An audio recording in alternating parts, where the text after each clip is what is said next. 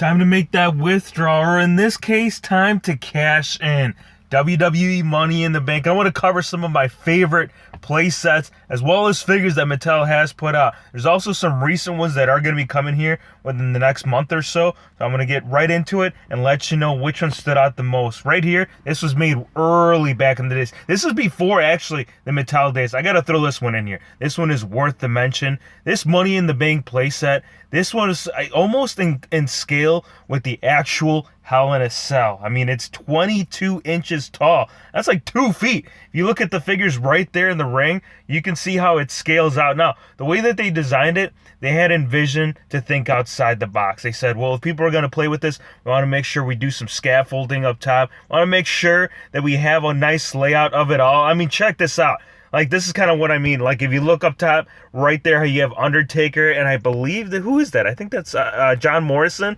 You can see that this playset, man, it's really creative. Yes, it doesn't look anything like the actual Money in the Bank arena, but the creativity and possibilities with this are literally endless, so this is a must. Never got a chance to pick this one up. I do hope to find it at some point, because right now on eBay, you tried picking this up, you guys, you are talking about close to $300 and up. That's mock. I'm sure you can probably find it loose at auction for around about $150 or so. Now, Money in the Bank, Seth Rollins. This figure right here, this is actually one figure that it's high in demand at the present time. If you do see the attire here on Seth Rollins, that gold trim right there that we saw him when he cashed in at WrestleMania, this is kind of like similar to what we just saw when he won the Universal Championship. Yes, the line work is different. There are some differences, but this one right here, this Toys R Us exclusive, again, another piece that's really hard to find complete inside the packaging, and it is also coming with the WWE title. The only thing that this was missing was that I think it was a vest. If you do recall, he was wearing some kind of, it was a very similar style of gold design that you're seeing on the tights, but it was on the vest. That's the only piece that we would have seen that, and we kind of did see it right here with Elite Series 37. So this one did have the vest, but there was no design. I mean, this is how he wore it, so I really can't call it out. But apart from the Money in the Bank briefcase right here, it did come with a couple of cinder blocks. These cinder blocks were actually quite rare prior to Elite Series 37 being put out. These were some of the accessories that I was really looking forward to being re-released in the line. So when we got that back in with Seth Rollins, a must for sure. Nothing glorious or significant on the attire, but still pretty cool. Now, Braun Strowman right here, this is the one that I was talking to you guys about in the beginning of the video. Elite Series 68, which I believe Ringside Collectibles should have it in within the next few weeks. This one, okay, it's not based off Money in the Bank. This is actually based off SummerSlam. And the figure, yes, it's a re-release, but for me, again, it's gotta be the briefcase as well as the cello, or bass, as what people are calling it. This is another Money in the Bank playset. This is not for the authentic scale. This one was based off like the basic scale ring. But if you are planning on doing like custom entrance stages or just anything that you want to do with your WWE arena, this is a nice piece. I mean, as you can see right there, it is pretty in close, and the only way that it's actually going to work is that if you do plan on picking up the basic ring.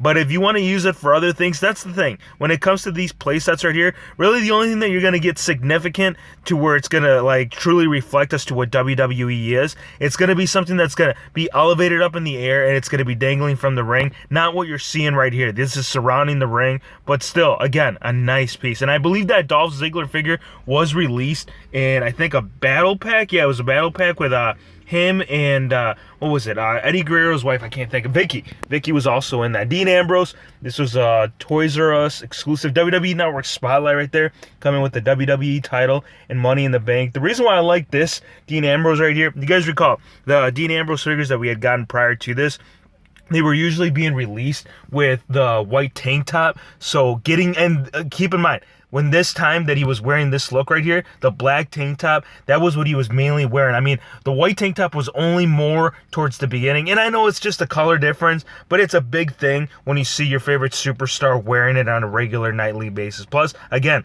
extra accessories apart from the Money in the Bank, we got the WWE title. Randy Orton, this was part of the Jim Ross Build-A-Figure, and I think the parts that he had come with for this one were the left and right arm with it. I think the ladder right there, yeah, you see it. You can actually see it right behind Randy Orton. It's not a big ladder. It is a small scale ladder. But the thing that I really like about Orton is the red Money in the Bank briefcase. Tommy Toy Travels. Huge shout out to you, bro. He had done an I still remember the review that he had done on this, man. Such a cool piece right there. The Randy Orton too. If you do look at the color of the trunks on that right there, how it kind of has like the white gray look to it. This is kind of what he has been wearing as of late. Actually, more towards his most recent return. Next up, the Carmella Fan Central. Rare piece, and yes, it came out within the last 6 months. But again, another piece that was exclusive to a retailer. Walmart was the one that had picked up the Fan Central wave. This one, it didn't last. I mean, out in the wild, it was hard to find, and even some Walmarts didn't carry it. If you do try picking it up from the second market, I mean, it's not that expensive, but it's expensive enough to where it's like, why are you paying double price when this figure has been released within the last 6 months? And the only Money in the Bank women's briefcase that we've gotten yet. So right here, and the look of it, I mean, the attire, this one right here, with the Carmella. I know we did a full-on review within the last couple of weeks. We just got our hands on this, and I can tell you right here, this figure is most definitely a must. The last place that I want to cover is this one. This one has the actual look of the real feel of an actual Money in the Bank arena. It's not an overabundance of scaffolding. You're only getting one on the left and one on the right. So if you want that realistic like feel to it when you're playing with your figs, this has got to be the closest thing. It's a 32-piece set. I don't believe the ring was included in this, but again, something that you need when it comes to like playing. Like there's some that I want to show you guys here within the next couple of weeks. I actually made my own custom version of it, utilizing something from the early, I think it was 90s, the old Toy Biz. I'll show you. I think you guys might get a kick out of it. Let me know which one was your favorite figure or playset from this video. What would you like to see from Mattel be released? Because there are some playsets as well as figures that they can still put out that could really benefit from this. Hope you guys enjoyed the video. Be sure to hit the subscribe button if you're new to the channel, and we'll see you on the next one.